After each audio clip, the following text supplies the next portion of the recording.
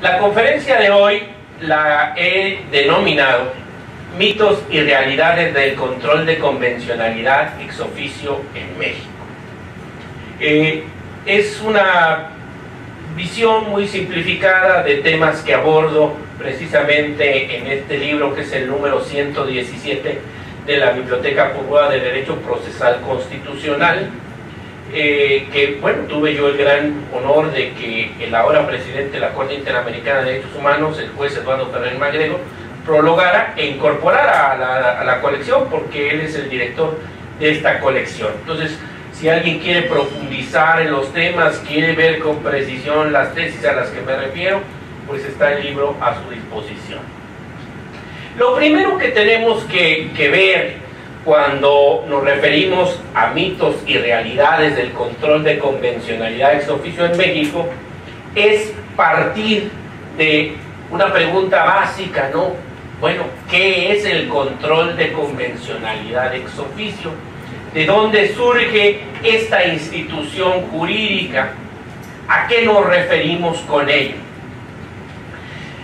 Podemos decir que es una institución jurídica creada por la jurisprudencia de la Corte Interamericana de Derechos Humanos. La Corte, en su labor jurisdiccional de resolver casos contenciosos y también en opiniones consultivas y también en supervisión de cumplimiento de sentencia, ha acogido este concepto, esta institución que es el control de convencionalidad ex oficio. El primer asunto en nivel contencioso donde la Corte en pleno asume esta doctrina es en el caso Almonacid Arellano contra Chile, resuelto el 26 de septiembre de 2006. Ya previamente a este caso, don Sergio García Ramírez, cuando era integrante de la Corte, en algunos votos particulares, había asumido la necesidad de que la Corte integrara este concepto. Y así como en materia interna, a través del control de constitucionalidad, lo que resuelve el Tribunal Supremo, la Suprema Corte, el Tribunal Constitucional, permea en todos los organismos jurisdiccionales, pues don Sergio García Ramírez proponía lo mismo para la Corte Interamericana, que lo que resolviera la Corte en su interpretación de la Convención Americana de Derechos Humanos y otros tratados en materia de derechos humanos permeara en todos los países que han aceptado la competencia contenciosa de la Corte, y de tal manera que todos los jueces de los países que hubieran aceptado la competencia contenciosa de la Corte Interamericana se volvieran jueces interamericanos. La idea finalmente se la compra el Pleno de la Corte Interamericana, los 7 jueces de la Corte Interamericana con sede en San José de Costa Rica, y en este primer caso, Almonacid Arellano contra Chile, se dice que todos los jueces nacionales deben hacer una especie de control de convencionalidad, privilegiando la interpretación que la Corte Interamericana ha hecho de la Convención Americana de Derechos Humanos, Pacto de San José. El caso Almonacid Arellano contra Chile se trata de las famosas leyes de amnistía o leyes de perdón. En el caso Almonacid se estaba perdonando los delitos de lesa humanidad que se habían cometido en Chile durante la dictadura de Augusto Pinochet. La Corte ya tiene jurisprudencia constante en el sentido de que las leyes de amnistía son contrarias a la Convención Americana. Entonces, la Corte dice, bueno, pues esta ley que perdonó los delitos de los militares es contraria a la Convención Americana. Pero además, y aquí es donde surge la doctrina del control de convencionalidad ex oficio, dice, los jueces chilenos debieron hacer una especie de control de convencionalidad, incluso oficiosamente, de ahí viene ex oficio, y debieron inaplicar esa ley de amnistía y haber procesado a esos militares. De ahí surge la idea del control de convencionalidad ex oficio. De esta manera se crea un sistema escalonado, vertical y general que permite hacer efectiva entre los distintos países del continente americano la supervisión judicial de que las leyes se ajusten a los derechos humanos y a su interpretación, incluso de manera oficiosa. De tal manera que lo que fija como interpretación de la Convención Americana, Pacto de San José, la Corte Interamericana, pues permea en todos los países del continente americano a través de sus jueces.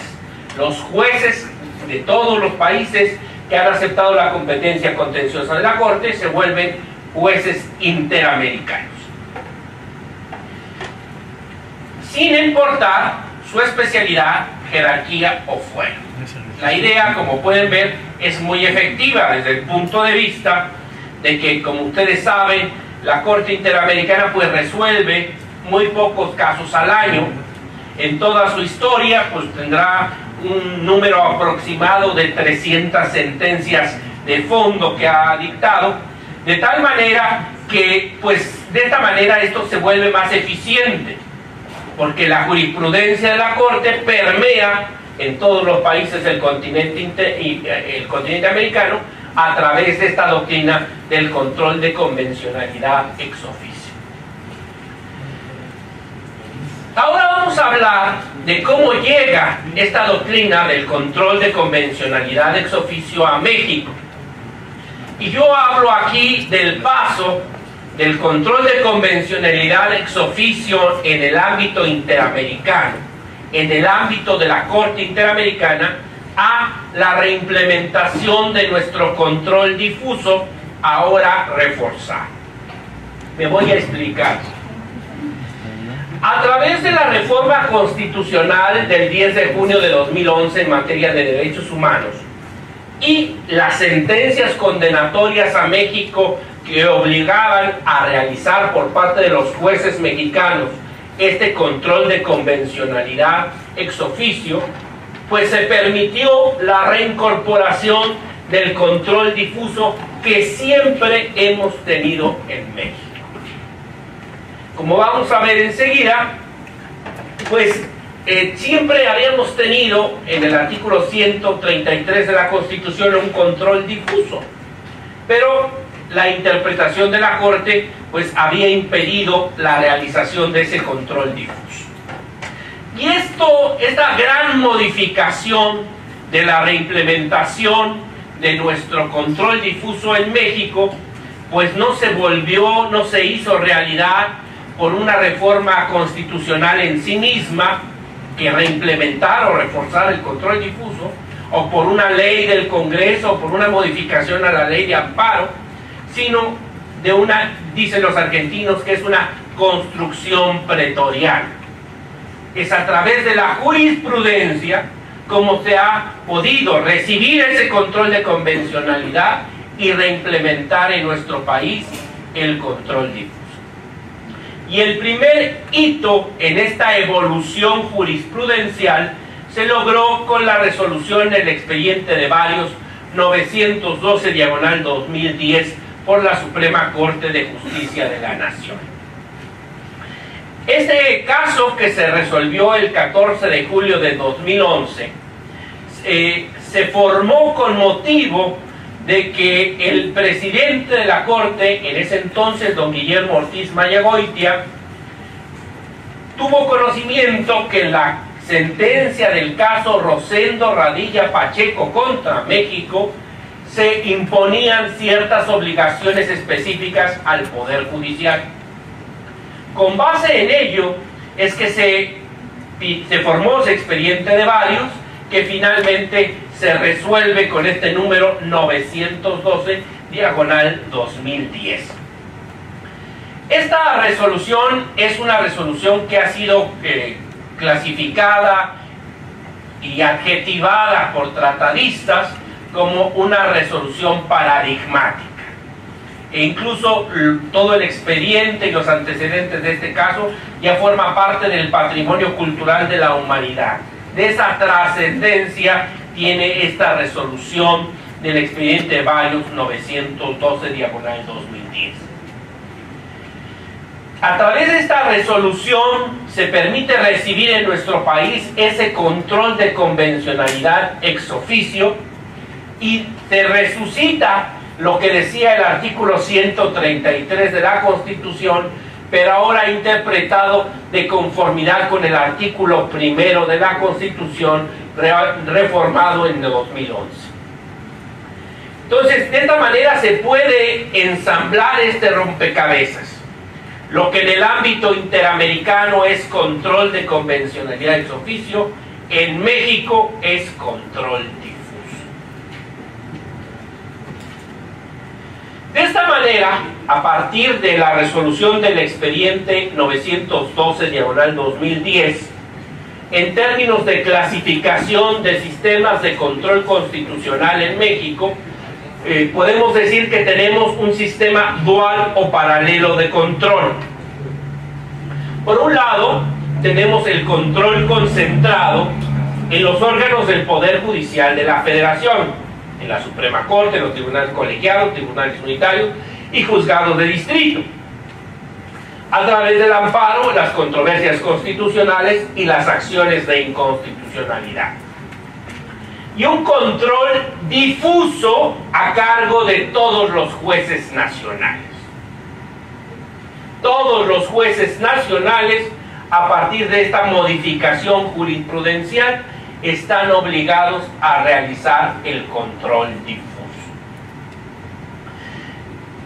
Y aquí es donde empieza a ver la cuestión de qué tanto es mito y qué tanto es realidad esto del control de convencionalidad.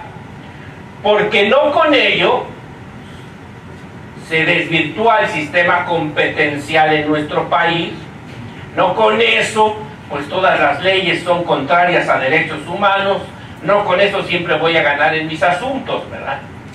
Sino que, como vamos a ver, esta construcción jurisprudencial de nuestro control difuso, ahora reforzado, pues tiene pasos a seguir, tiene parámetros de control, tiene toda una metodología que vamos a ver al final de esta charla.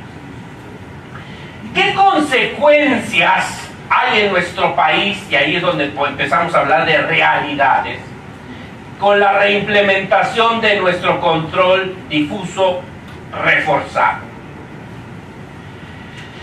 Seguramente los que tienen mi edad recordarán que en la universidad pues nos educaron con este lema: dura lex sed lex. La ley, por más violatoria de derechos humanos que fuera, tenía que ser aplicada.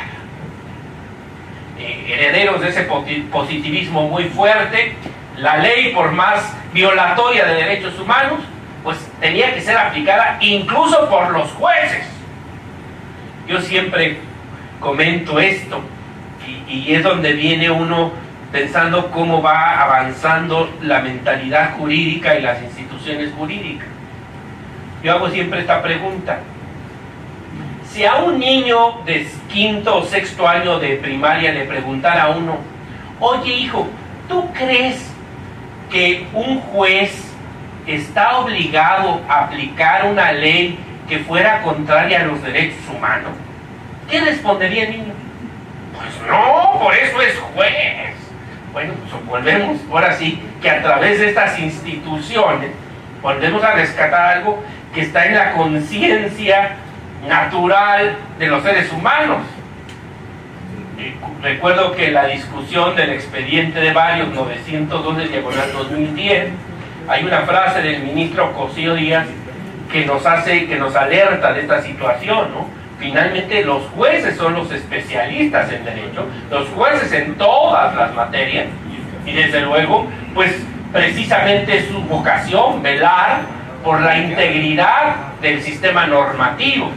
Y el sistema normativo pues no solo incluye las leyes ordinarias, sino la Constitución, y sobre todo la parte más importante de la Constitución, los derechos humanos, y ahora los tratados internacionales en materia de derechos humanos. Entonces, como que aquí vemos que hay algo de derecho natural al que estamos llamados y que vuelve a resurgir con motivo de estas nuevas instituciones. Entonces, la ley tenía que ser aplicada incluso por los jueces, aunque fuera violatoria de derechos humanos. Y sabemos que solo a través de los mecanismos de control concentrado podíamos lograr que esa ley se inaplicara o esa ley se expulsara del sistema jurídico, y en el caso del amparo, pues solamente en beneficio del quejoso por el principio de relatividad de las sentencias de amparo y con efectos generales en algunos supuestos en controversia constitucional y en acción de inconstitucionalidad si alcanzan los 8 votos. Entonces, solo a través de esos mecanismos de control concentrado podía lograrse una inaplicación de la ley o una desaplicación de la ley. Pero ya hablando de ese paso de control de convencionalidad a control difuso, ¿cómo es que en México podemos interpretar o definir ya nuestro control difuso a partir de la resolución del expediente de varios 912/2010?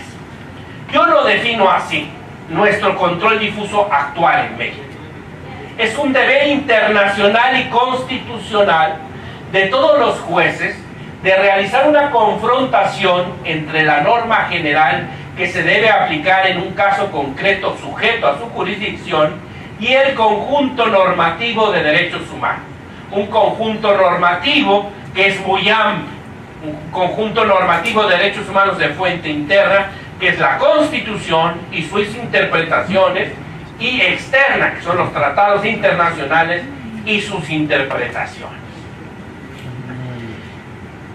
¿Por qué es que en México hablamos de control difuso y no de control de convencionalidad? Porque esta institución ya la teníamos en la Constitución y como vamos a ver desde 1857, ni siquiera desde 1917. Incluso la Corte en sus primeras tesis donde aborda estos temas habla de control de convencionalidad, pero ya en las tesis recientes, tanto tribunales colegiados como la misma Corte habla ya de control difuso. Y creo que la idea pues es más tropicalizada a nuestro medio. Yo recuerdo que cuando era juez de distrito en Veracruz, se acudía a la Casa de la Cultura Jurídica ahí en el Puerto y teníamos eventos con los jueces locales, pues ellos me decían: no, todo eso de el control constitucional es cosa de los federales, o sea, refiriéndose juzgados de distrito, tribunales unitarios, tribunales colegiados, la Corte. Nosotros, la ley. Pues eso ya, afortunadamente, se ha cambiado. La Constitución, con esa fuerza normativa que tiene, pues también es una ley que tiene que ser aplicada por los jueces, todos los jueces. Y además, por eso he hablado de un control difuso reforzado, porque no solo es velar por los derechos humanos de fuente interna, sino también por los derechos humanos de fuente externa, los contemplados en tratados internacionales. Y aquí lo importante de esto es que este deber de los jueces tiene una doble fuente. Una fuente internacional porque deriva precisamente de 4 sentencias condenatorias a México, donde se le obliga al Estado mexicano a que sus jueces hagan el control de convencionalidad ex oficio. Pero además tiene una fuente constitucional porque ahora el artículo 133, con relación al artículo primero, reinterpretado por la Suprema Corte, pues impone ese deber de los jueces de hacer el control difuso.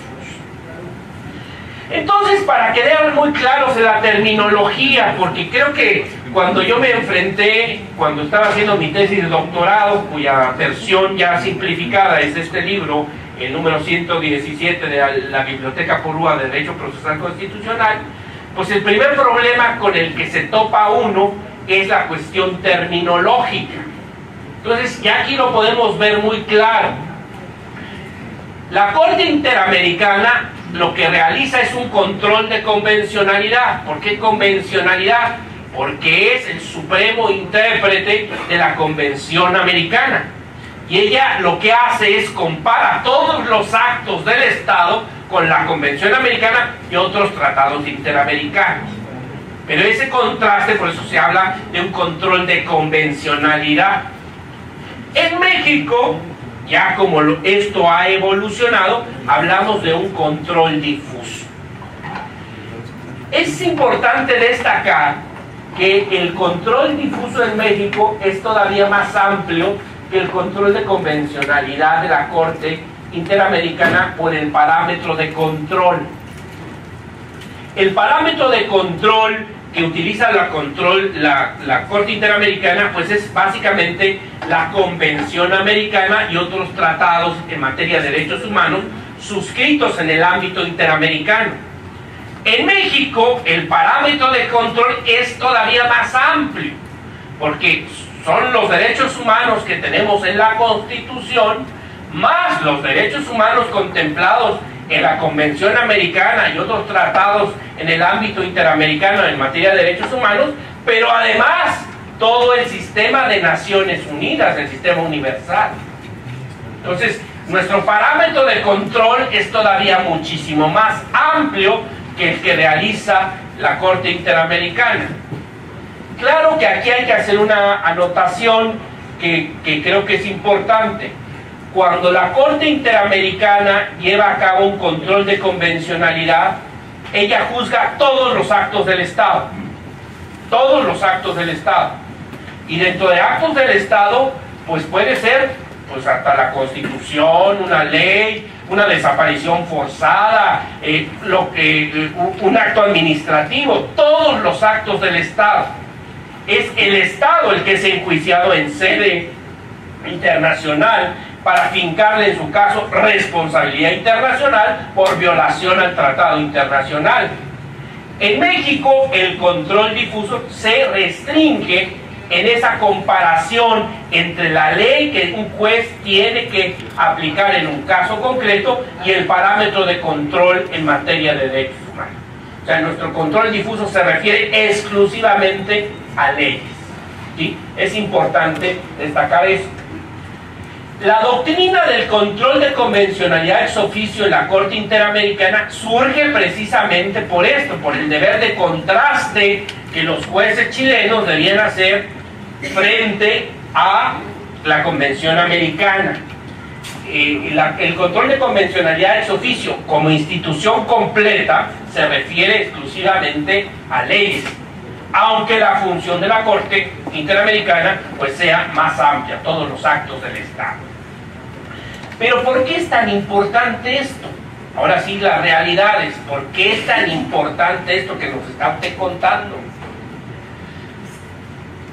Porque antes de esta resolución de la Corte y antes de esta evolución jurisprudencial, pues había una interpretación del artículo 133 que prohibía el hacer el control difuso. El artículo 133, en la parte que nos interesa, siempre ha dicho: los jueces de cada estado se arreglarán a dicha constitución, leyes y tratados, a pesar de las disposiciones en contrario que pueda haber en las constituciones o leyes de los estados. El artículo 133, que en esa parte viene del 126 de la Constitución de 57, inspirado a su vez en el artículo 6, inciso 2 de la Constitución Americana, pues en esa parte no se modificó. Sin embargo, la Corte había interpretado que hasta 1999, esto es importante destacarlo porque en el libro hago esa mención, tanto en el siglo XIX mexicano como en el siglo XX, hasta 1999, había un gran debate académico y jurisprudencial sobre si en México había control difuso o no. Y había posturas y tesis en un sentido y en otro. Fue hasta 1999 que la Corte integró jurisprudencia, y por lo mismo obligatoria, que decía: control difuso de la constitucionalidad de normas generales no lo autoriza el artículo 133. Yo destaco, dentro de las opiniones que considero que incluso vale la pena rescatar, la opinión de mi querido maestro don Ignacio Burgoa Orihuela, que era de los que decía: Bueno, si está en la Constitución, en el 133, pues hay que llevar a cabo el control difuso. Pero pues eso no implica trastornar todo el orden jurídico mexicano, sino en casos obvios, como el que les voy a comentar al final de esta charla, pues el juez, cualquier juez, está obligado a desaplicar una ley que fuera contraria a la Constitución. En sentido contrario, don Felipe Tena Ramírez, pues él consideraba que era una acción impensada del constituyente mexicano, que es un dislate en teoría constitucional, que era el acabose jurídico. Yo en el libro les demuestro que ni fue una acción impensada del constituyente 17, hay un debate expreso donde se dice que lo que se quiere es lograr un sistema como el americano, donde los jueces tengan el poder de hacer prevalecer la Constitución. Y como ya lo demuestra cómo esto ha evolucionado, pues no ha sido el acabose del orden jurídico nacional, ¿verdad? Sino que esto ha permitido velar por una efectividad en materia de derechos humanos y que los actos del Congreso no sean contrarios a los derechos humanos. Se integró también otra tesis que decía: control judicial de la Constitución es atribución exclusiva del Poder Judicial de la Federación. Otra que decía: contencioso administrativo, el Tribunal Federal de Justicia Fiscal y Administrativa carece de competencia para pronunciarse sobre los vicios de constitucionalidad que en la demanda respectiva se atribuyan a una regla general administrativa. Tribunal Fiscal, Tribunal Federal de Justicia Administrativa ahora, pues tenía vedado incluso realizar control difuso de reglas administrativas. Y también le tocó su raspón al Tribunal Electoral. El Tribunal Electoral del Poder Judicial de la Federación carece de competencia para pronunciarse sobre inconstitucionalidad de leyes. Esto se reformó, ya sabemos que hubo una reforma derivada del caso Castañeda Guzmán contra México, donde ahora las salas del Tribunal Electoral del Poder Judicial de la Federación tienen la facultad de desaplicar leyes en todos los recursos y medios de impugnación en materia electoral cuando sean contrarias a la Constitución. Esto se resolvió por una reforma legal, pero bueno, viene a fortalecerse con esta cuestión del control difuso. Entonces, hasta el 99 se definió la situación y se prohibió en México realizar control difuso. Lo cierto es, yo estuve en la Suprema Corte de 94 a 99, lo cierto es que los ministros de la Corte veían con muy malos ojos el control difuso. Cuento en el libro la petite histoire detrás de lo que está en esas tesis de control difuso. Hubo un caso de revisión administrativa contra la destitución de un magistrado trompudo de tribunal unitario que, sobre pretexto de realizar control difuso, pues había liberado varios narcotraficantes. El Consejo de la Judicatura Federal lo destituyó y cuando viene la revisión en la Corte, pues se dieron cuenta que no había definida la situación del control difuso. O sea, había margen de apreciación judicial, ¿no?, respecto a ese tema. Por eso surgieron estas tesis en 99 precisamente que prohibían el control difuso. Por eso es tan importante este cambio que tenemos actualmente, donde ahora todos los jueces están obligados a realizar esa confronta entre la ley que tienen que aplicar en un caso concreto y el corpus juris de derechos humanos, el conjunto normativo de derechos humanos. Entonces ya en nuestro país tenemos lo que llamamos propiamente un control difuso, y es un control difuso que no se queda en constitucionalidad, porque, insisto, el parámetro de control en México es muy amplio, porque incorpora normas constitucionales y normas convencionales del sistema regional americano y del sistema universal. Entonces, en este cuadrito tenemos muy claro, por un lado, lo que es el parámetro de control. ¿Contra qué vamos a contrastar la norma general que se debe aplicar en un caso concreto?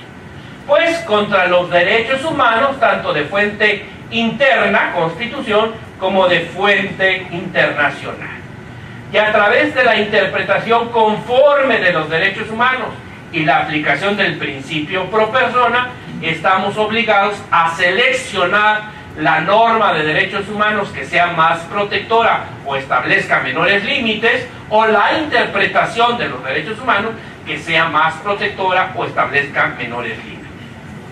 Y también, y esto deriva del expediente Varios 912/2010, pues hay una serie de pasos a seguir. Es decir, no necesariamente el ejercicio del control difuso va a llegar a la desaplicación, porque el primer paso a seguir es presumir la constitucionalidad, convencionalidad de la ley. La ley tiene la presunción de que no es violatoria de derechos humanos. Y solo si esa presunción se vence, pues hay que hacerle la lucha a ver si con una interpretación conforme a los derechos humanos se supera ese problema de incompatibilidad con el corpus juris de derechos humanos. Y solamente cuando no se puede hacer una interpretación conforme, pues llegar al extremo de la desaplicación. Entonces tenemos, y eso es importante, yo creo que si se van de esta charla ya sabiendo de dónde viene esto de control de convencionalidad ex oficio, ya sabiendo a qué me refiero con control difuso, teniendo claro el parámetro de control y los pasos a seguir, fue bien invertida su tarde, ¿verdad? Yo creo que con eso ya pueden ustedes profundizar en todas las tesis que se han ido formando sobre el tema. Recordemos, y por eso yo hablo de que estamos frente a un control difuso reforzado, porque pues tenemos un parámetro de control en México muy amplio. Tenemos por un lado los derechos humanos de fuente interna, los de la Constitución, y los de fuente externa, relativos a las normas de tratados internacionales relativos a derechos humanos. Entonces, y aquí no solo nos quedamos con la letra de la Constitución o la letra del tratado, sino lo más complicado es precisamente pues las interpretaciones. Pues cuando es la Constitución está muy fácil, ¿verdad? Porque pues es la Suprema Corte y los tribunales colegiados de circuito. Cuando es Convención Americana, pues todavía está más fácil porque es Corte Interamericana de Derechos Humanos, así como de los tratados internacionales celebrados en el ámbito interamericano. Pero en el sistema de Naciones Unidas, pues cada uno de los órganos de cada tratado tiene un órgano que a través de observaciones generales o recomendaciones generales hace la interpretación del tratado. Y ahora viene también todo el tema de la Organización Internacional del Trabajo, sus convenios y sus interpretaciones. Entonces, como pueden ver, el universo normativo ahora en México de derechos humanos pues es muy amplio. Yo siempre cuento la anécdota que creo que es importante. Antes del 2011 yo hice un libro que se llamaba Las garantías individuales en México, su interpretación por el Poder Judicial de la Federación. Pues yo, desde que me recibí de abogado, de licenciado en Derecho en 1991, pues me dieron la cátedra de garantías individuales en la Facultad de Derecho. Y a partir de ahí me puse a recopilar las tesis de jurisprudencia y aisladas que había sobre la materia, sobre garantías individuales, las sistematicé. Y bueno, el libro tuvo mucho éxito, tuvo 5 ediciones, todavía hicimos una reimpresión al último. Y ese libro, pues con mucha satisfacción, era libro de texto en la Escuela Judicial Federal. Lo veía uno en los cubículos de los secretarios de estudio y cuenta de la Corte, de los secretarios de tribunales colegiados, de juzgados de distrito. O sea, un libro muy claro, porque pues no eran los rollos míos, mis elucubraciones sobre qué eran las garantías individuales, sino era una sistematización del alcance normativo de nuestras entonces garantías individuales. Viene la reforma de 2011, pues esto les puedo decir que es una mínima parte de la película, una mínima parte del territorio. Por eso es que empecé la colección de derechos humanos y sus garantías, ¿verdad? Porque, bueno, de alguna manera había que ir avanzando, por lo menos en tener el mapa del territorio, ¿no? De saber, bueno, qué tanto tengo que abarcar. Decía mi querido maestro don Guillermo Florís Malgarán, que cuando uno acude a una escuela de derecho, a lo que uno puede y tiene derecho a acceder, es a que le digan dónde y cómo buscar. Pues yo creo que esa era la pretensión, y es la pretensión de estos libros de derechos humanos, porque pues son múltiples intérpretes. Afortunadamente, bueno, la informática, el internet nos ha facilitado mucho las cosas, pero aún así se vuelve complicado porque pues hay que saber cómo y dónde buscar, ¿verdad?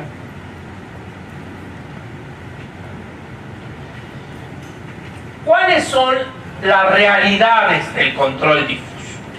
Y ahí vamos a partir de una metodología. Estas láminas, para que no se preocupen mucho, mañana mismo las tienen en mi página de internet, arielrocascaballero.com, y las pueden descargar gratuitamente, no tienen mayor problema, y salen con mejor resolución, porque luego cuando le toma uno fotos con el teléfono no quedan muy bien. Y espero el video, la semana que entre el video de la conferencia también ya estará en YouTube, en el canal de YouTube y en la página de internet. Ahí le vamos a poner conferencia, mitos y realidades del control de convencionalidad. Entran a la página y ahí van a estar las láminas, van a estar el video y las fotos que tome Enrique ahorita. Entonces ahí vamos a tener el material para que pues recuerden de qué fue la plática. ¿Cuáles son las realidades del control difuso? Y para ello vamos a hablar de la metodología. Y aquí es importante insistir que esa metodología no surge de una ley, no surge de la Constitución, no surge más que de la sistematización de tesis de jurisprudencia y aisladas de la Suprema Corte y de los tribunales colegiados de circuito. Yo creo que si algún mérito tiene mi libro de control de convencionalidad es precisamente ese, porque como que a los académicos de algunos institutos de investigación como que les da alguna cosita la cuestión de la jurisprudencia, o será que a veces no le manejan muy bien el tema de cómo aplicarla en casos concretos. Y bueno, creo que lo que he logrado pues es una sistemática para realizar ese control difuso en nuestro país a partir de tesis de jurisprudencia de la Corte y de los tribunales colegiados de circuito. Y aquí nos vamos a ir paso por paso, y a la mitad de la metodología vamos a descansar, pero la idea es que les quede claro qué es la realidad del control difuso en México. Primer paso: solo pueden ser objeto de control difuso las normas que se hayan aplicado de un procedimiento o vayan a ser aplicadas en la sentencia con la que culmina ese procedimiento. Es decir, el control difuso no es abstracto, es concreto. Entonces, necesariamente se tiene que realizar control difuso sobre una norma que se aplicó en el procedimiento o una norma que se tiene que aplicar por el juez, por el juzgador, en la sentencia con la que culmina. Entonces, creo que esto es obvio, ¿verdad? No necesita mayor explicación. Respecto a estas normas, es muy importante que no haya cosa juzgada. Sabemos que dentro de un proceso puede, en casos ya cada vez más excepcionales, puede haberse promovido un juicio de amparo indirecto frente a actos de imposible reparación, por ejemplo. Si respecto a estos actos de imposible reparación en un procedimiento ya se hizo un planteamiento de inconstitucionalidad, inconvencionalidad de la ley, y ya los órganos de control concentrado se pronunciaron sobre eso, pues ya hay cosa juzgada sobre esto. No se puede volver a escribir la historia con un control difuso respectivo. El juez tendrá que acudir a la interpretación que en amparo indirecto se hizo ya de ese precepto. Entonces, porque ya hay cosa juzgada sobre esa norma que se tiene que aplicar en un caso concreto. Primer paso: a seguir en el control difuso. Las normas jurídicas gozan de la presunción de que no violan derechos humanos. Entonces, hay esa presunción. Y siempre me han preguntado, oiga, ¿y por qué surge esa presunción? Y luego cuando ve algunos congresos uno dice, pero pues les presumimos que no violan derechos humanos, imagínense. Bueno, esto viene de la historia del constitucionalismo occidental.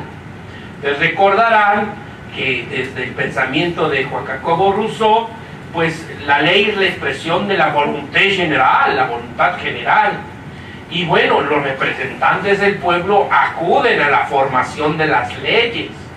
Y bueno, pues hay esa presunción de que las leyes que hacen los congresos, pues representan esa voluntad general.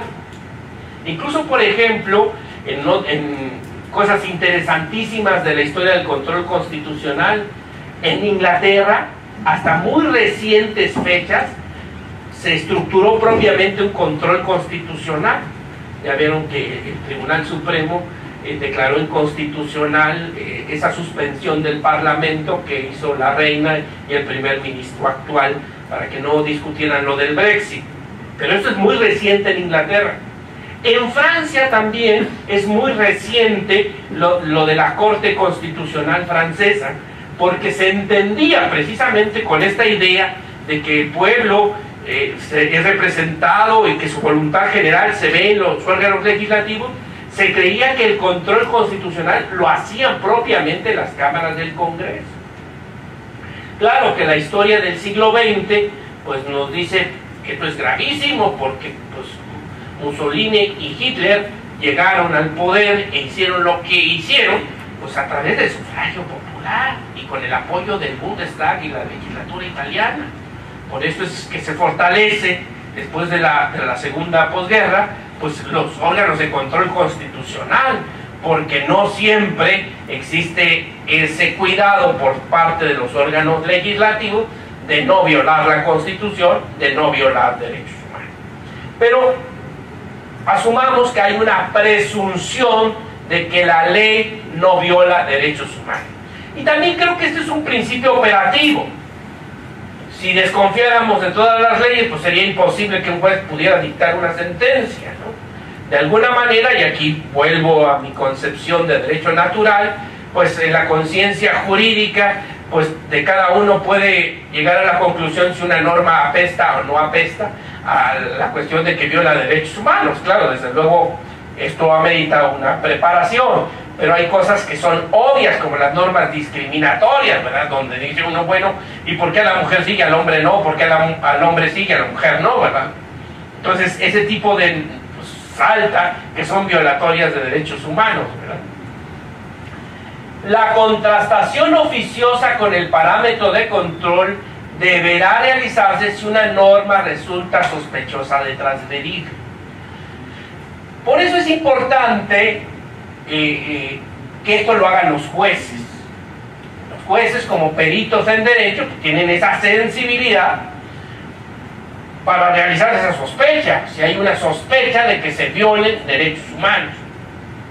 Y esto va de la mano con otro punto que yo estoy proponiéndoles en esta metodología. Y aquí retomo el pensamiento del maestro Burgoa Orihuela. Él contaba y defendía la vigencia del control difuso antes del 99, desde luego, porque decía, a ver, obviamente en ejercicio del control difuso, pues un juez no constitucional pues no puede ser ejercicios interpretativos propios de la Suprema Corte, sino que pues tiene que hacer una contrastación pues obvia y natural. Y él pone el caso del artículo 22 de la Constitución antes de la reforma del foxismo. Recordarán ustedes que el artículo 22 de la Constitución decía que podía establecerse en México la pena de muerte al parricida, al salteador de caminos, al pirata, al traidor en guerra extranjera y a los delitos graves del orden militar. O sea, tenía un catálogo limitado de delitos en los que el legislador ordinario podía imponer la pena de muerte. Y decía mi maestro Burgoa, y ahí está, lo pueden checar en su libro de Constitucional, que tenía que hacer un juez penal si contra un delito estaba procesando a una persona por un delito que no estuviera en ese catálogo y el legislador en el Código Penal respectivo estableciera pena de muerte. En este caso, obviamente la contrastación, lo que decía el 22 y lo que decía el Código Penal, no está aquí, desaplicar la ley en ese caso concreto. Entonces, creo que eso es el control difuso, como lo vamos a ver enseguida.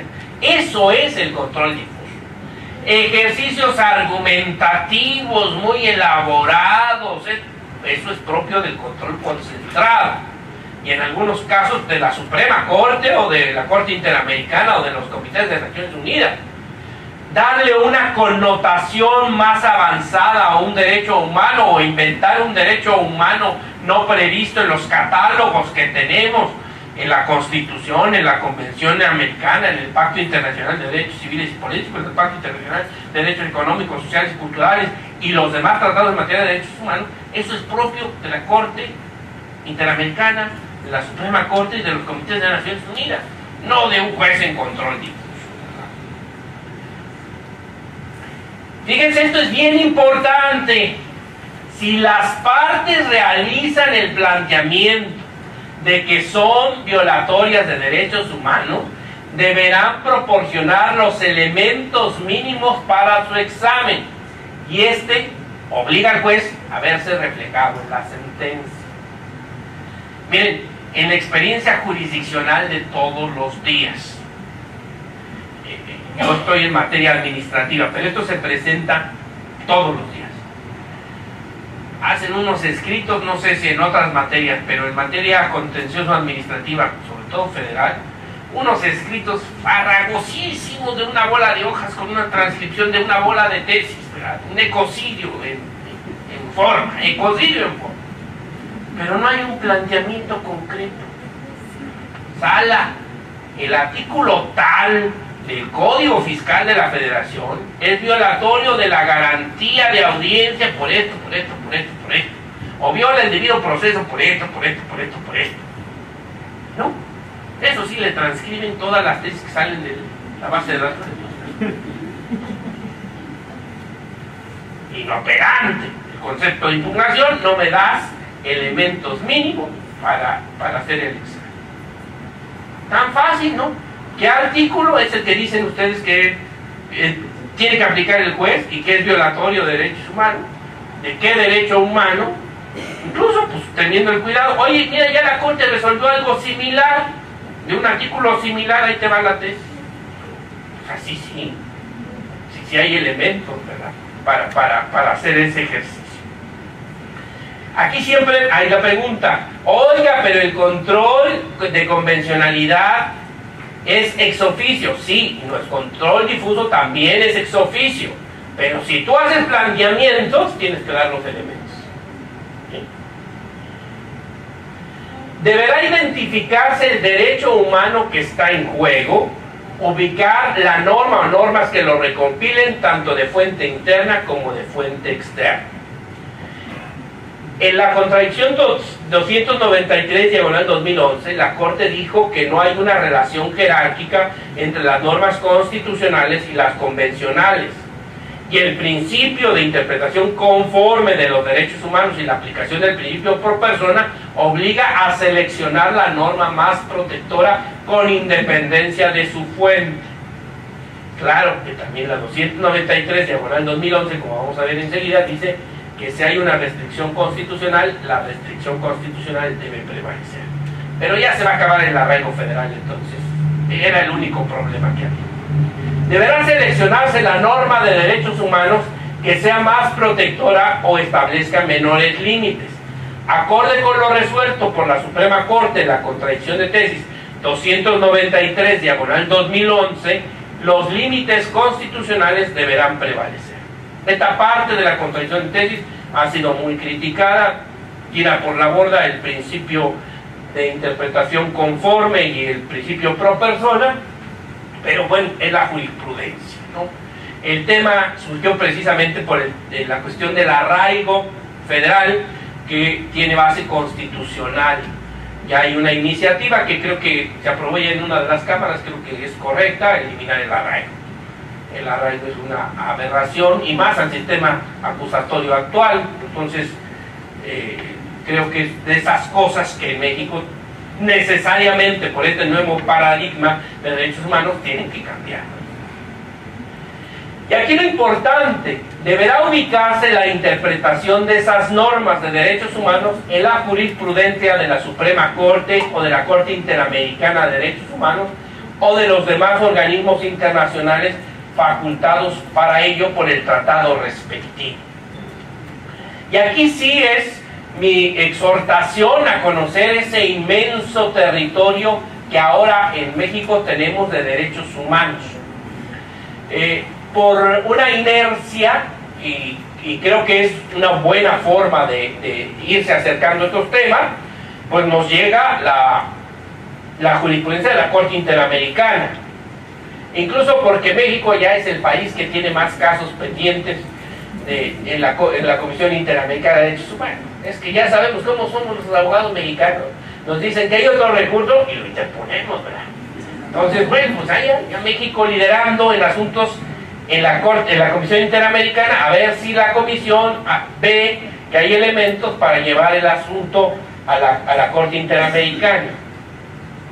Pero aquí la cuestión es que también el sistema de Naciones Unidas pues nos da muchos elementos. Los comités de cada uno de los tratados pues hace una interpretación de ese tratado a través de observaciones generales o recomendaciones generales. Cada una de esas observaciones generales o recomendaciones generales es un verdadero tratado sobre cada uno de los temas que está abordando. Entonces, pues la verdad es una exhortación a estar en esos temas. Cada vez que ustedes tengan un tema de derechos humanos, no se queden en el estándar interamericano, sino acudan al estándar de Naciones Unidas. Aunque aquí hay que comentar algo. Si ustedes consultan sentencias de la Corte Interamericana, pues se darán cuenta que acude muy frecuentemente a lo que el sistema de Naciones Unidas ha dicho, la Corte Europea ha dicho, incluso más recientemente de tribunales nacionales han dicho sobre el tema. Entonces ya hay ese diálogo, ¿verdad? Que lo que se trata es de fijar estándares. Y entonces sí, hay vasos comunicantes entre el sistema interamericano y el sistema universal. Yo no he visto el ejercicio al revés, que en el sistema universal hayan dicho, oye, pero en la Corte Interamericana ya resuelto de esta manera.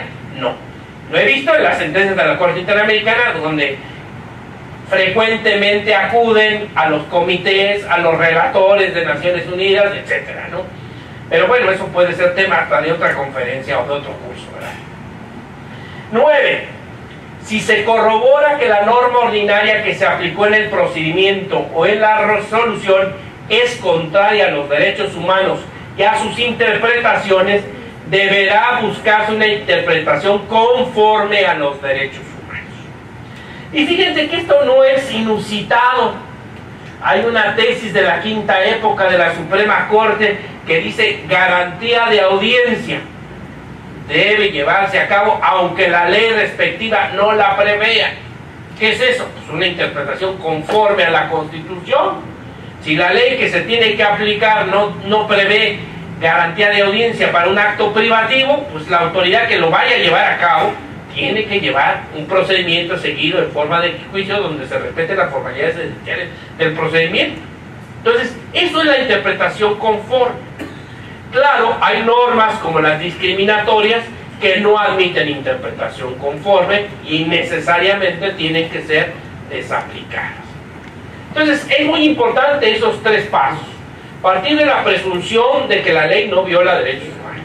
Si esa presunción se vence, buscar una interpretación conforme a los derechos humanos. Y si esto no es posible, y solamente en este último y remoto caso, desaplicarla en el caso concreto. 10. Si ello no es posible, deberá desaplicarse en el caso concreto dentro de la parte considerativa de la sentencia sin que ese ejercicio se vea reflejado en lo resolutivo. Y aquí vengo a insistir en esta cuestión que es muy importante. En ejercicio de control difuso, el ejercicio del control difuso es muy similar a lo que hacemos nosotros en amparo directo o lo que hace el Tribunal Electoral en uso de la facultad que tiene de desaplicar leyes electorales. El ejercicio lo hacemos en la parte considerativa de la sentencia, pero eso no trasciende a los resolutivos. Finalmente el juez tiene que aplicar, resolver la controversia, desaplicar la norma y finalmente decir si ganó A o B, pero eso no se ve reflejado en los resolutivos. Y esto es importante porque pues ya hay esa inercia en nuestro país, esto ya no es inusitado. En amparo directo pues, contra leyes se hace todas las veces. Cuando hay conceptos de violación en materia de inconstitucionalidad de leyes, pues ese ejercicio queda en la parte considerativa, pero el resolutivo de la sentencia de amparo directo nos dice la justicia de la Unión ampara a Pedro Pérez contra actos del Congreso de la Unión y otras autoridades, no. Dice la justicia de la Unión ampara y protege a Pedro Pérez contra actos de la sala del tribunal, del contencioso administrativo, de la Junta fulana, del Tribunal de Conciliación y Arbitraje o del Tribunal Militar respectivo, porque el acto reclamado en amparo directo es la sentencia, la resolución con la que culmina un juicio. Este ejercicio es muy similar al del control difuso. Piensen ustedes que en un juicio civil plantean ustedes que determinada norma que tiene que aplicar el juez civil, en el caso concreto es violatoria de derechos humanos, le dan los elementos, dicen ese es el artículo tal del Código Civil, hay estos elementos, es violatoria de tal derecho. Bueno, pues ese ejercicio el juez lo tiene que hacer en la sentencia, pero el resolutivo pues no va a decir que la ley es contraria a derechos humanos, sino el resolutivo va a decir se condena a Pedro Pérez y casos, cosas, lo que sea, pero no aborda el tema relativo al problema de violación de derechos humanos por esa ley que desaplicó en la parte considerativa de la sentencia, ¿sí? La desaplicación de una norma solo puede realizarse si de manera evidente es contraria al parámetro de control. En ejercicio de control difuso no se pueden hacer ejercicios interpretativos de avanzada, creando nuevos derechos humanos, como lo haría la Suprema Corte, como lo haría la Corte Interamericana o un Comité de Naciones Unidas. El juez debe, y ahí volvemos a lo que decía mi maestro Burgoa, ser evidente la transgresión al parámetro de control. Fíjense ustedes cómo he visto que esto se ha hecho bien, a mi juicio bien, por parte de algunos tribunales. Advierten temas muy explorados, como el tema de multas fijas o de sanciones fijas en materia administrativa. Y dicen, bueno, mira, a esto se trata de una multa fija, invocan una tesis de jurisprudencia que no es aplicable exactamente al caso, pero que dice que una multa es fija cuando no da parámetros para su individualización, y con base en eso desaplican la norma. Otro ejercicio que yo he considerado pues muy feliz es que pues por la gran cantidad de asuntos que ahora resuelve la Suprema Corte, pues por reiteración es muy difícil que integre jurisprudencia, y por ahí hay una tesis aislada sobre el tema, sobre todo en normas discriminatorias en materia de pensiones. La sala de aquí de Celaya, pues con base en una tesis aislada, hace el control difuso de una norma del reglamento de pensiones del ISSSTE, la desaplica y condena a que se pague la pensión al hombre, ¿verdad? Porque hay que ser mantenido discapacitado para tener derecho a la pensión de la mujer, ¿no? O el tema de que las pensiones por viudez y por tiempo de trabajo no son compatibles también. Entonces, ya sabemos que si hay jurisprudencia de la Corte, pues eso lo resuelve el 217 de la Ley de Amparo. Todos los tribunales están obligados a acatar la jurisprudencia, pero cuando no hay jurisprudencia, ¿qué hay? Se aplica una tesis, pues hay control difuso, ¿verdad? Entonces, creo que estos son ejercicios, diría yo, muy felices del ejercicio del control difuso. Los temas, vamos a retomar los temas, recapitulando un poquito. Entonces, el control difuso en México, ese deber internacional y constitucional que todos los jueces tienen de realizar una confrontación. Y esto es importante subrayar esta palabra, confrontación, entre la norma general que se debe aplicar en un caso concreto sujeto a su jurisdicción y el conjunto normativo de derechos humanos, tanto de fuente interna, la Constitución y sus interpretaciones, y de fuente externa, los tratados internacionales y sus interpretaciones. Ya decíamos que el control difuso en México, que ahora yo llamo reforzado, pues es producto de la recepción jurisprudencial de la doctrina del control de convencionalidad ex oficio que realizó la doctrina jurisprudencial que integró la Corte Interamericana de Derechos Humanos. Decíamos que la trascendencia de esta reimplementación del control difuso es porque precisamente jurisprudencias de 1999 de la Corte habían determinado que en México no era posible realizar control difuso. La única manera de lograr la desaplicación de una ley era a través de los mecanismos de control concentrado.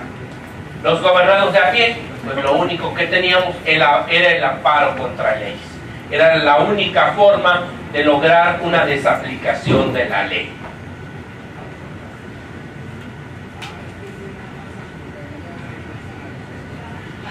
Destacamos que cuando hablamos de control difuso, que ya sabemos que en México abarca tanto constitucionalidad como convencionalidad, porque nuestro parámetro de control es muy amplio, porque son tanto los derechos humanos de fuente constitucional como los derechos humanos de fuente convencional, de tratados internacionales. Y precisamente para el parámetro de control utilizamos la interpretación conforme de los derechos humanos a través del principio pro persona, que obliga a seleccionar la norma que sea más protectora o establezca menores límites, o la interpretación que sea más protectora o establezca menores límites. Y es la norma la que se confronta, la norma que se tiene que aplicar en un caso concreto con este parámetro de control. Pero esto se hace con una metodología a través de los pasos a seguir. Y esos pasos a seguir parten de la presunción de que la ley no viola los derechos humanos, la presunción de constitucionalidad, convencionalidad de la ley.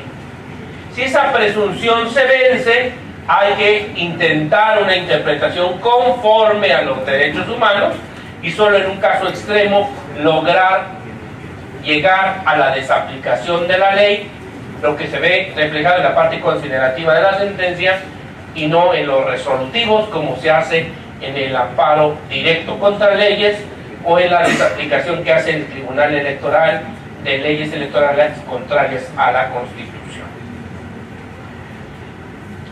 Y veíamos dentro de la metodología, pues desde luego ya rescatando todas estas ideas, que no hay un control difuso y abstracto, sino que hay un control difuso concreto. La norma se tiene que aplicar o en el procedimiento respectivo o en la sentencia con la que culmina. Es importante que respecto de esas normas no haya cosa juzgada, hay la presunción de que la ley no viola derechos humanos y solo la contrastación se hace cuando hay una sospecha, y ahí viene pues la cuestión de que esto debe realizarse por los jueces, que son peritos en derecho. Hay una jurisprudencia de la segunda sala de la Corte que dice que es oficiosa, pero si se hace el planteamiento deben proporcionarse los elementos mínimos. ¿Cuáles son los elementos mínimos? Pues qué ley es la que hay que confrontar, qué derecho humano es el que se estima violado y por qué, ¿verdad? Deberá identificarse el derecho humano que está en juego, ubicar la norma o normas que lo recopilen tanto de fuente interna o externa. Deberá estar siempre a la norma más protectora o la que establezca menores límites. Ya sabemos que derivado de la contradicción de tesis 296-2011 de la Corte, los límites constitucionales deben prevalecer. Y lo mismo respecto a las interpretaciones, tenemos que estar a la interpretación también más protectora o que establezca menores límites. Si vemos que la norma que se tiene que aplicar en un caso concreto vence esa presunción de constitucionalidad, el segundo paso que hay que seguir es realizar una interpretación conforme a ellos. Si es imposible que con una interpretación conforme a los derechos humanos se vence esa violación de derechos humanos, solo en ese caso deberá desaplicarse en el caso concreto dentro de la parte considerativa de la sentencia, sin que ese ejercicio se vea reflejado en lo resolutivo. Insisto que la desaplicación de una norma solo puede realizarse si de manera evidente es contraria al parámetro de control. Yo creo que aquí hay una diferencia muy importante en el control difuso y en el control concentrado. Control difuso, bueno, debe ser obvio, natural, como el caso de pena de muerte que comentaba.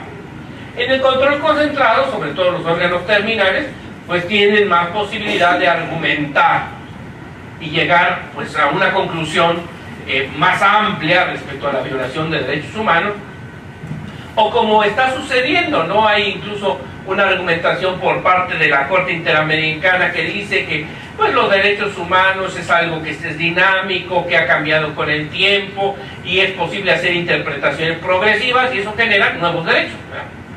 A partir de un tema concreto de igualdad y no discriminación, pues se crean otros derechos, ¿no? O se interpretan otros derechos de otra manera. Bueno, eso es parte de los órganos terminales de interpretación constitucional o de interpretación convencional.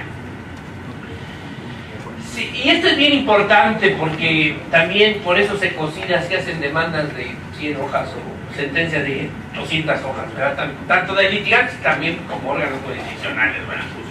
Hay que tener piedad por el medio ambiente.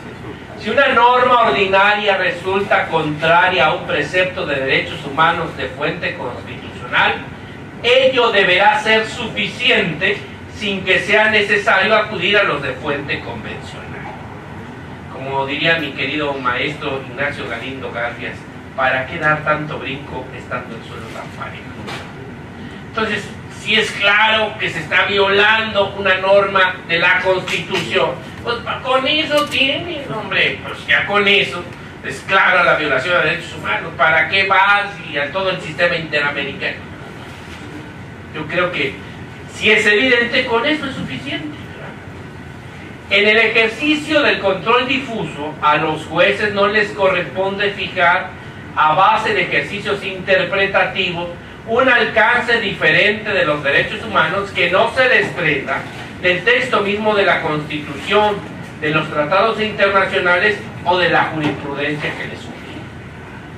Entonces, la creatividad en materia de derechos humanos es para los órganos terminales.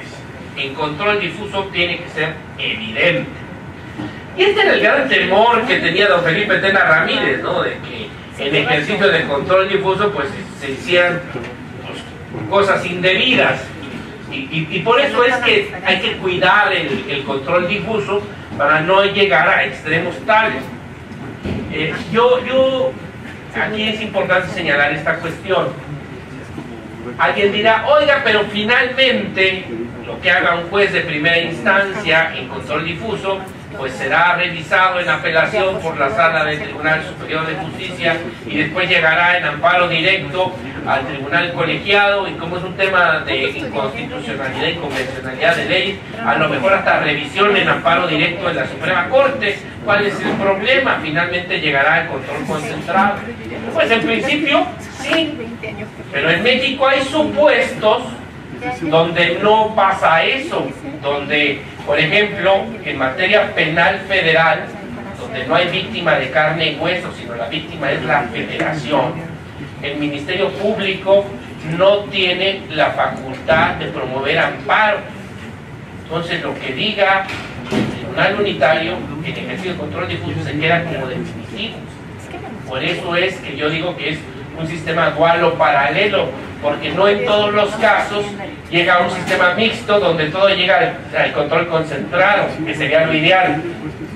Incluso una de las propuestas que tengo en el libro es eso, rescatar ahí un proyecto de ley reglamentaria de crear una especie de amparoide para esos supuestos donde no es procedente el amparo indirecto por parte de una de las partes, porque finalmente lo ideal es que todo llegue a control concentrado y finalmente haya un solo intérprete en materia de derechos humanos, tanto de fuente constitucional en México como de fuente convencional, cuando eso se plantea en nuestro país. Fíjense ustedes que, por ejemplo, en materia federal, en materia administrativa, de justicia administrativa federal, se reformó la Ley Federal de Procedimiento Contencioso Administrativo para agregar otro supuesto de procedencia a la revisión fiscal.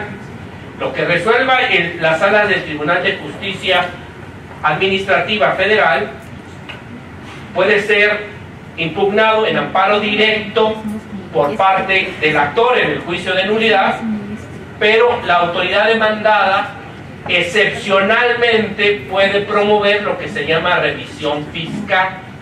Son supuestos muy acotados y cada vez más acotados por la interpretación de la Corte, pero se reforma la ley para decir, cuando se haya hecho un control difuso, es procedente la revisión fiscal. Es un poco la idea de este amparoide para que siempre se llegue al control concentrado. Pero fíjense, está otro supuesto grave: el juicio contencioso administrativo local en Guanajuato. Si las salas del Tribunal de Justicia Administrativa del Estado de Guanajuato realizan control difuso, por regla general, porque hay unos supuestos muy excepcionales, la autoridad demandada no puede promover amparo directo. Entonces, pues ese control difuso se queda como definitivo. Entonces, por eso es importante que haya una autocontención en el ejercicio del control difuso, pues precisamente a esos supuestos que sean muy graves, a supuestos que sean evidentes, porque si no, sí se generaría lo que tanta preocupación tenía don Felipe Tena Ramírez, de un desgarriate jurídico en nuestro país. Entonces tiene que ser evidente esa transgresión a los derechos humanos. Fíjense otra cosa muy importante: si en la sentencia no se advierte, y esto deriva de una jurisprudencia de la Corte, si en la sentencia no se advierte que se haya realizado un control difuso, oficioso, deberá entenderse que el juzgador estimó que las normas aplicadas no son violatorias de derechos humanos. Si se hace valer, ya saben que deben de proporcionar los elementos mínimos, y el juez se tiene que ocupar de eso en la sentencia. Y si no, pues ya tiene su agravio para la apelación. El juez no se pronunció respecto a esto, ¿verdad? Pero si en una sentencia se advierte que no se realizó ningún control oficioso, pues el juez se presume que estimó que todas las normas no son violatorias de derechos humanos, las normas que aplicó en esa sentencia. Si ustedes estiman lo contrario, pues tienen el amparo directo contra leyes a su disposición para hacer el planteamiento respectivo. Pero aquí es importante esto porque, pues imagínense ustedes si se obligara a los jueces a dejar constancia en todas las sentencias de que todas las normas que aplicaran en el procedimiento y en la sentencia pues no son violatorias de derechos humanos, y hacer la comparación con todo el parámetro de control, pues eso sería interminable. Si de por sí todos los órganos jurisdiccionales tenemos rezagos importantes, cargas de trabajos muy importantes, pues esto haría caótico el sistema, ¿no? Colapsaría el sistema de administración de justicia. Y esto pues tiene remedio, porque finalmente los particulares tienen la posibilidad de acudir al amparo, donde se puede hacer el planteamiento de la inconstitucionalidad, inconvencionalidad de la ley. Se puede plantear que la ley viola derechos humanos a través de este mecanismo de control concentrado. Y ahora viene la parte interesante, la parte de mitos del control difuso. Y en esta parte de mitos, pues a lo mejor ustedes me pueden ayudar a completar mi conferencia para que la próxima vez pues ya tenga más mitos sobre el control difuso. Primer mito: que siempre se resuelva el fondo de los asuntos sin tomar en cuenta formas, plazos y requisitos procesales. Tiro por viaje, nos encontramos demandas que dicen: es que el juez no hizo el control de convencionalidad ex oficio porque me desechó la demanda por extemporánea. O no se realizó el control de convencionalidad ex oficio y no se estudió el fondo del asunto. Bueno, pues porque declaró operante alguna excepción procesal. Lógico que... Esto no quiere decir que algunas formas, plazos y requisitos procesales puedan ser sujetos de un control difuso, pero habría que hacer el planteamiento respectivo, ¿no? Incluso ya son temas explorados en control concentrado y ya hay tesis de jurisprudencia, que cuando hay requisitos exorbitantes para presentar alguna promoción o para darle trámite a alguna demanda, pues eso es violatorio de derechos humanos. Si los plazos son excesivamente breves o excesivamente largos, pero eso es materia de confrontación. El primer mito es que se derrumba, es que debe haber un planteamiento de confrontación. Esta norma que establece como requisito de la demanda que vaya bendecida por el Papa Francisco, pues ese es contrario al derecho humano a acceso a la jurisdicción, a la tutela judicial efectiva. Y viola el artículo 17 de la Constitución por esto, y el artículo 14. Bueno, ya hay esa confrontación. Esta norma que establece este requisito exorbitante para la demanda, pues es contraria al derecho humano de acceso a la jurisdicción. Pero hay que hacer el planteamiento. O este plazo de 3 días para presentar el acta de nacimiento de Melchor, Gaspar y Baltasar es imposible porque hay que tirar exhorto al Medio Oriente. O sea, pero ahí se hace ese ejercicio de confrontación entre la ley y el derecho humano respectivo, ¿sí? Por eso esos mitos de que hay ya hasta una redacción, y luego ya me dijeron que por ahí que fueron los contadores los que empezaron este problema de que a las demandas ya les ponen un preámbulo con un rollo enorme de todas las tesis que hay de control de convencionalidad, de principio pro persona, y te pido que me lo hagas. Pues sí, pero ¿contra qué? Pues ¿contra qué? No me estás dando requisitos mínimos. ¿Sí? Incluso ya hay tesis, control de convencionalidad, su aplicación que el juzgador, su aplicación no implica que el juzgador pueda obviar las reglas procesales, ¿no? Hasta la misma Corte Interamericana tiene formalidades procesales. Decía también mi querido maestro don Guillermo Flores Margarán, detrás de las formas de la ley está la justicia. Entonces, cuando veamos que no hay esa presunción de que detrás de las formas de la ley no está la justicia, bueno, pues ahí sí, esa presunción se vence, ¿verdad? Y pueden ser violatorias de derechos humanos.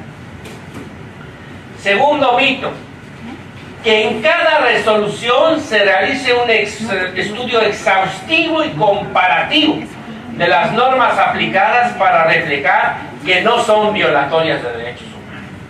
Ya sabemos que si en una sentencia no se ve que se hizo el control difuso, es que el juez estimó que no son violatorias de derechos humanos. Incluso está esta tesis que dice derechos humanos, el control de convencionalidad ex oficio que están obligados a realizar los juzgadores no llega al extremo de analizar expresamente y en abstracto en cada resolución todos los derechos que forman parte del orden jurídico mexicano. 3. Que forzosamente tenga que acudirse siempre a normas de derechos humanos contempladas en los tratados internacionales. Ya decíamos, si el suelo está parejo, ¿para qué dar tanto brinco? A veces los problemas son obvios y están violando un derecho humano contemplado en la Constitución, interpretado en jurisprudencia aplicable al caso por la Suprema Corte. ¿Qué más vueltas le dan al tema? ¿Verdad? Entonces, claro, cuando hay temas muy de avanzada, sobre todo derechos económicos, sociales y culturales, bueno, ahí sí me hablar, ¿verdad? Pero cuando son temas de primera generación, derechos humanos de primera generación, pues ya está muy explorado. Derechos humanos, su estudio a partir de la reforma al artículo primero constitucional, publicada en el Diario Oficial de la Federación el 10 de junio de 2011, no implica necesariamente que se acuda a los previstos en instrumentos internacionales si resulta suficiente la previsión que sobre estos contenga la Constitución Política de los Estados Unidos Mexicanos. Y ahí es importante comentar esto porque con motivo de la reforma de derechos humanos del 10 de junio de 2011, pues como que hubo un boom, ¿no?, en todos los ambientes académicos y de abogados y todo esto. Y recuerdo que alguna vez platicando sobre el tema con el ministro Azuela, que fue mi jefe en la Suprema Corte, él decía, pues yo no veo tanto alboroto como si la Corte no hubiera defendido derechos humanos desde que se fundó en Ario de Rosales, Michoacán, en 1816, ¿no? Ya, esto ha sido cosa todos los días, claro. Ahora tenemos un parámetro de control muy amplio. Fíjense que los derechos humanos de fuente convencional en México no tenían ese nivel normativo que tienen ahora. Estaban en el segundo y en otra interpretación de la Corte en el tercer escalón normativo. Ahora están en el penthouse. Ahí sí hay una gran revolución. La recepción de las sentencias de la Corte Interamericana, sí, pero finalmente pues el Poder Judicial de la Federación pues siempre ha estado a través del amparo cuidando los derechos humanos. Claro, donde hay cambios que incluso no han sido ponderados, pero los derechos económicos, sociales y culturales, ustedes no me dejarán mentir, los derechos económicos, sociales y culturales en México antes de la reforma de 2011 no llegaban a los tribunales de amparo. Y ahora, pues, derecho a la salud, derecho a la vivienda, derecho al agua, pues se están planteando, derecho a la cultura. Pues es que son temas que se llevan a la par. Entonces, sí hay, pero pues no es que no tuviéramos mecanismos para vigilar y controlar que los actos de autoridad se apegaran a los derechos humanos. Que se resuelvan cuestiones ajenas a la litis o fuera de las competencias legales del juzgado. Y aquí les cuento una anécdota que para mí fue algo sorprendente, porque con motivo de estos temas me invitaron a un conversatorio, se llama, un conversatorio en el Instituto de la Judicatura Federal en México. Y por ahí salió una sentencia dictada por un tribunal colegiado en materia administrativa, una sentencia en materia agraria, donde pues de las constancias de auto se advertía que había violencia hacia la mujer, pero finalmente el juicio agrario tuvo que ver sobre la posesión de una parcela ejidal. Pues bueno, el tribunal colegiado, después de resolver el problema de la parcela ejidal, no se aventó la puntada de requerirle a la magistrada del tribunal unitario de que en una audiencia apercibiera al demandado en ese juicio para que no ejerciera violencia contra la mujer, y ahí se inventó todo la convención de Belén do Pará y todo lo demás. Pues la verdad, pues antes no metieron a los magistrados al bote, porque esa es usurpación de función. ¿Cuál era la litis ahí? Pues la cuestión de la posesión de la parcela. Pero pues eso no, todo lo que esté ajena a la litis, pues no puede ser. Eso no es control difuso, eso es usurpación de funciones y es un delito. Entonces es importante esto, porque desde que se configura el control de convencionalidad en la Corte Interamericana, se dice que dentro de las competencias de los jueces y las formalidades procesales correspondientes, se insiste todavía ya en México, cuando se recibe esto y se convierte en control difuso, en que es en el ámbito de las competencias del juez, dentro de la litis sujeta a su jurisdicción. Eso de control, de volverse obus person, pues no es propio de una sentencia donde eso no es la litis. Claro, eso no es óbice para que por mandato del Código Nacional de Procedimientos Penales, cuando cualquier persona tenga conocimiento de la comisión de un delito, pues tiene que denunciarlo. Debe dar vista, ¿no? Y aquí de la constancia advierte esto y doy vista, ¿no? Ahí sí, pero eso de que yo hacer acción. No, por ahí me llegó una sentencia de un contencioso administrativo de otro planeta, donde era un tema de una guardería, de una guardería, resuelve el tema contencioso administrativo y además así le ponen un considerando aparte y fuera de la litis se ordena a la autoridad administrativa conforme a la Convención de Derechos del Niño y bla bla bla bla bla bla, a meter a la cárcel fuera, y pone así fuera de la litis. O sea, eso no es control de convencionalidad recibido como control difuso, esa es usurpación de funciones. Que en todos los casos se realiza una interpretación pro persona de normas distintas a derechos humanos sin realizar un ejercicio de contraste y sin cumplir con los pasos a seguir en el ejercicio del control difuso. Yo insisto mucho que el principio pro persona se aplica a normas de derechos humanos. Es una norma de selección de la norma de derechos humanos más protectora o la que establezca menores límites, o la interpretación de derechos humanos que sea más protectora o establezca menores límites. Solo se aplica a derechos humanos. En el ámbito laboral, prooperario, en el ámbito penal, pues a favor del inculpado, proacción en otros tipos de argumentaciones, pero pro persona es una cuestión propia de derechos humanos. Por ahí me contaron la anécdota de que un juez, para no fundamentar la expedición de copias, decía, y con base al principio pro persona, expídanse las copias que solicitan. No puede ser. No. Pro persona es norma de selección, ¿de qué? De derechos humanos. Ahora, puede haber, ya sabemos que es una obligación realizar el control difuso, pero me tienes que dar parámetros mínimos. Y el pro persona, pues es dentro del parámetro de control, me permite ubicar esa norma que se llama protectora de derechos humanos. Y la contrasto con la norma ordinaria. Eso sí se puede hacer, control difuso. Pero es decir, interprétame esto pro persona, necesaria y forzosamente. No, porque cada ámbito del derecho tiene sus propias peculiaridades. Ahora, la primera condición para poder realizar el control difuso es que se venza la presunción de que la norma viola derechos humanos. No viola derechos humanos. Si es sospechosa de violar derechos humanos, ahora sí, vamos a ir al tema de la interpretación conforme de los derechos humanos y escoger esa norma para el contraste, pero así nomás, pues no, ¿verdad? Entonces, sí es muy importante esto porque va de la mano con el principio pro persona. Tercer cosa que se pueden llevar de esta conferencia, que el principio pro persona solo se aplica como normas de selección de derechos humanos, no a normas de otras naturaleza. Eso necesariamente tendría que pasar por un control difuso con los pasos que ya hemos visto.